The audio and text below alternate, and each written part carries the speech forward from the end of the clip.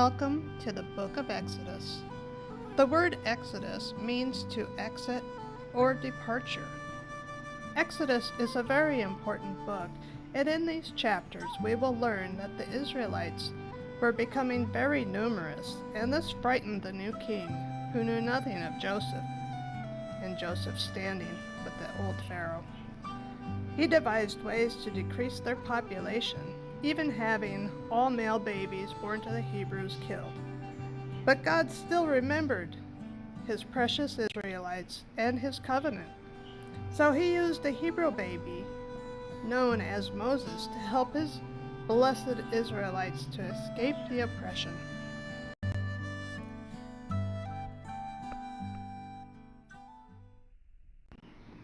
These are the names of the sons of Israel who went to Egypt with Jacob, each with his family: Reuben, Simeon, Levi, and Judah, Issachar, Zebulun, and Benjamin, Dan and Naphtali, Gad and Asher. The descendants of Jacob numbered 70 in all. Joseph was already in Egypt.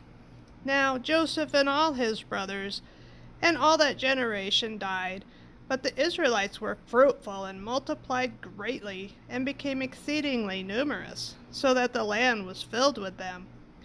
Then a new king, who did not know about Joseph, came to power in Egypt. "Look," he said to his people, "the Israelites have become much too numerous for us. Come, we must deal shrewdly with them, or they will become even more numerous, and if war breaks out, will join our enemies and fight against us and leave the country." So they put slave masters over them to oppress them with forced labor, and they built Pithom and Ramses as store cities for Pharaoh. But the more they were oppressed, the more they multiplied and spread. So the Egyptians came to dread the Israelites and worked them ruthlessly. They made their lives bitter with hard labor in brick and mortar and with all kinds of work in the fields. And in all their hard labor, the Egyptians used them ruthlessly.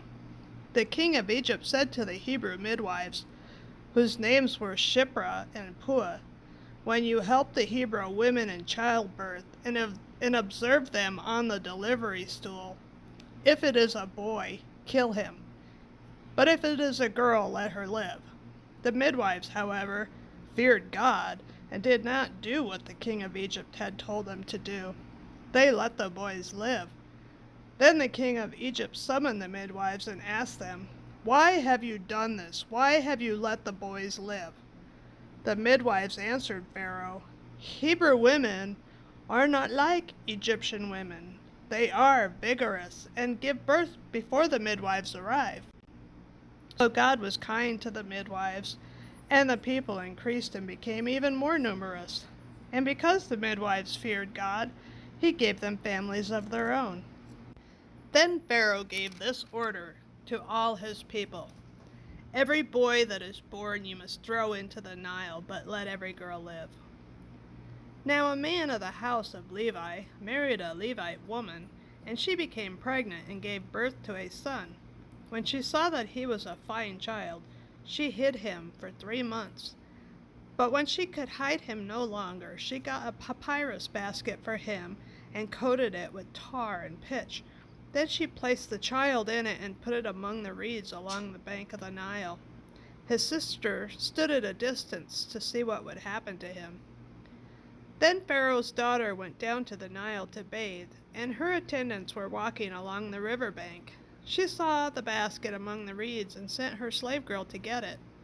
She opened it and saw the baby. He was crying, and she felt sorry for him. "This is one of the Hebrew babies," she said. Then his sister asked Pharaoh's daughter, "Shall I go and get one of the Hebrew women to nurse the baby for you?" "Yes, go," she answered, and the girl went and got the baby's mother. Pharaoh's daughter said to her, "Take this baby and nurse him for me, and I will pay you." So the woman took the baby and nursed him. When the baby grew older, she took him to Pharaoh's daughter, and he became her son. She named him Moses, saying, "I drew him out of the water." One day after Moses had grown up, He went out to where his own people, were and watched them at their hard labor. He saw an Egyptian beating a Hebrew, one of his own people. Glancing this way and that, and seeing no one, he killed the Egyptian and hid him in the sand. The next day he went out and saw two Hebrews fighting. He asked the one in the wrong, "Why are you hitting your fellow Hebrew?" The man said, "Who made you ruler and judge over us? Are you thinking of killing me as you killed the Egyptian?" Then Moses was afraid and thought, "What I did must have become known." When Pharaoh heard of this, he tried to kill Moses, but Moses fled from Pharaoh and went to live in Midian, where he sat down by a well. Now a priest of Midian had 7 daughters, and they came to draw water and fill the troughs to water their father's flocks. Some shepherds came along and drove them away, but Moses got up and came to their rescue and watered their flock. When the girls returned to Reel, their father, he asked them, "Why have you returned so early today?" They answered, "An Egyptian rescued us from the shepherds. He even drew water for us and watered the flock." "And where is he?" he asked his daughters. "Why did you leave him? Invite him to have something to eat." Moses agreed to stay with the man, who gave his daughter Zipporah to Moses in marriage. Zipporah gave birth to a son, and Moses named him Gershom, saying, "I have become an alien in a foreign land." During that long period, the king of Egypt died. The Israelites groaned in their slavery and cried out, and their cry for help because of their slavery went up to God. God heard their groaning, and he remembered his covenant with Abraham, with Isaac, and with Jacob. So God looked on the Israelites and was concerned about them. Now Moses was tending the flock of Jethro, his father-in-law, the priest of Midian, and he led the flock to the far side of the desert and came to Horeb, the mountain of God. There the angel of the Lord appeared to him in flames of fire from within a bush. Moses saw that though the bush was on fire, it did not burn up. So Moses thought, "I will go over and see this strange sight, why the bush does not burn up." When the Lord saw that he had gone over to look, God called to him from within the bush, "Moses, Moses." And Moses said, "Here I am." "Do not come any closer," God said. "Take off your sandals, for the place where you are standing is holy ground."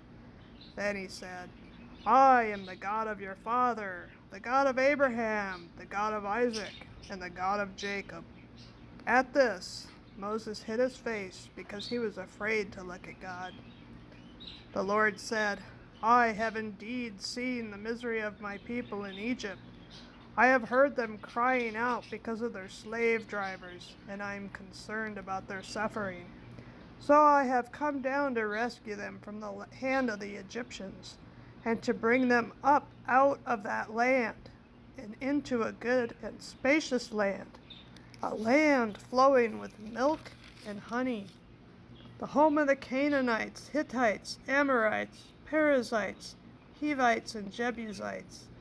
And now the cry of the Israelites has reached me, and I have seen the way the Egyptians are oppressing them. So now go, I am sending you to Pharaoh to bring my people, the Israelites, out of Egypt." But Moses said to God, "Who am I, that I should go to Pharaoh and bring the Israelites out of Egypt?" And God said, "I will be with you, and this will be the sign to you that it is I who have sent you.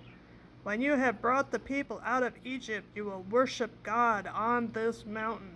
Moses said to God, "Suppose I go to the Israelites and say to them, 'The God of your fathers has sent me to you,' and they ask me, 'What is his name?' Then what shall I tell them?"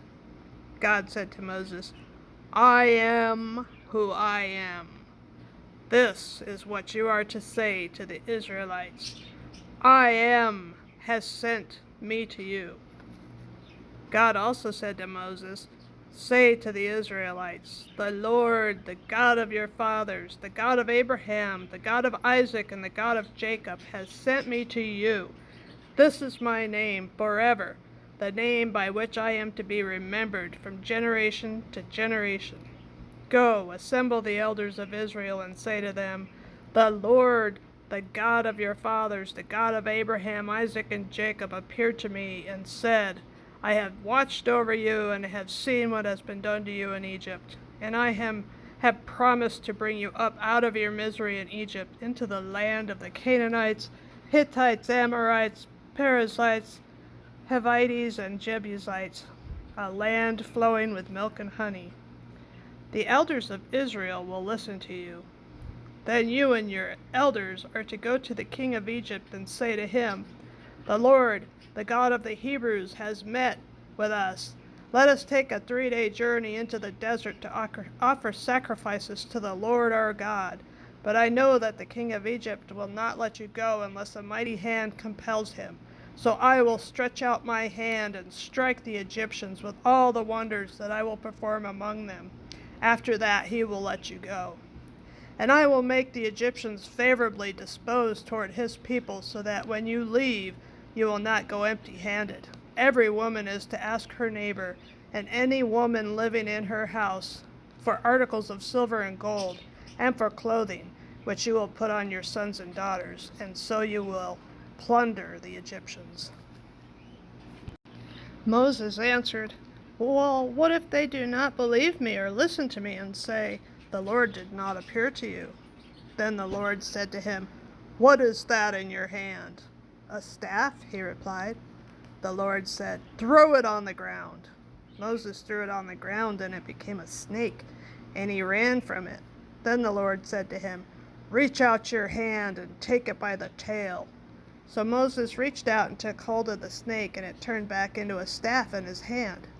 This, said the Lord, is so that they may believe that the Lord, the God of your fathers, their fathers, the God of Abraham, the God of Isaac, and the God of Jacob has appeared to you. Then the Lord said, put your hand inside your cloak. So Moses put his hand into his cloak, and when he took it out, it was leprous like snow. Now put it back into your cloak, he said. So Moses put his hand back into his cloak, and when he took it out, it was restored, like the rest of his flesh. Then the Lord said, if they do not believe you, or pay attention to the first miraculous sign, they may believe the second. But if they do not believe these 2 signs, or listen to you, take some water from the Nile, and pour it on the dry ground. The water you take from the river will become blood on the ground. Moses said to the Lord, O Lord, I have never been eloquent, neither in the past nor since you have spoken to your servant. I am slow of speech and tongue. The Lord said to him, who gave man his mouth? Who makes him deaf or mute? Who gives him sight or makes him blind? Is it not I, the Lord?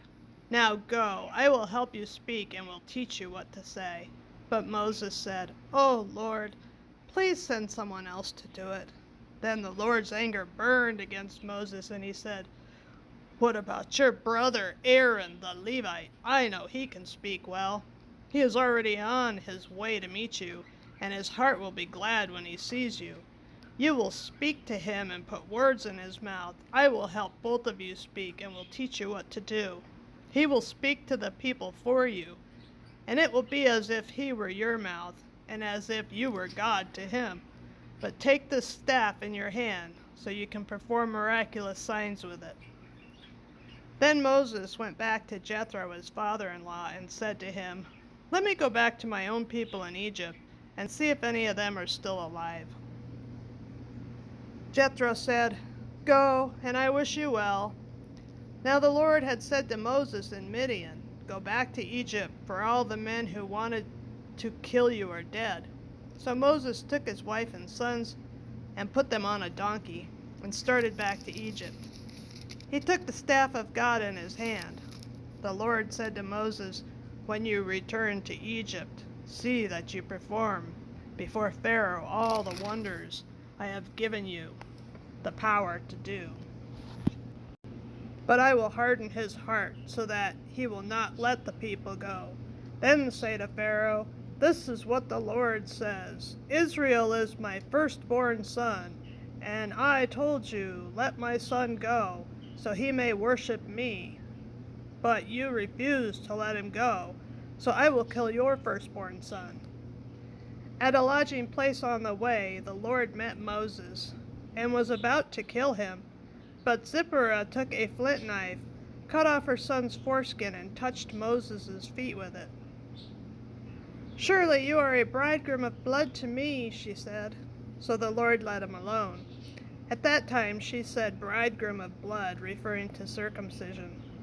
The Lord said to Aaron, 'Go into the desert to meet Moses.' So he met Moses at the mountain of God and kissed him. Then Moses told Aaron everything the Lord had sent him to say, and also about all the miraculous signs he had commanded him to perform. Moses and Aaron brought together all the elders of the Israelites, and Aaron told them everything the Lord had said to Moses. He also performed the signs before the people, and they believed. And when they heard that the Lord was concerned about them and had seen their misery, they bowed down and worshipped.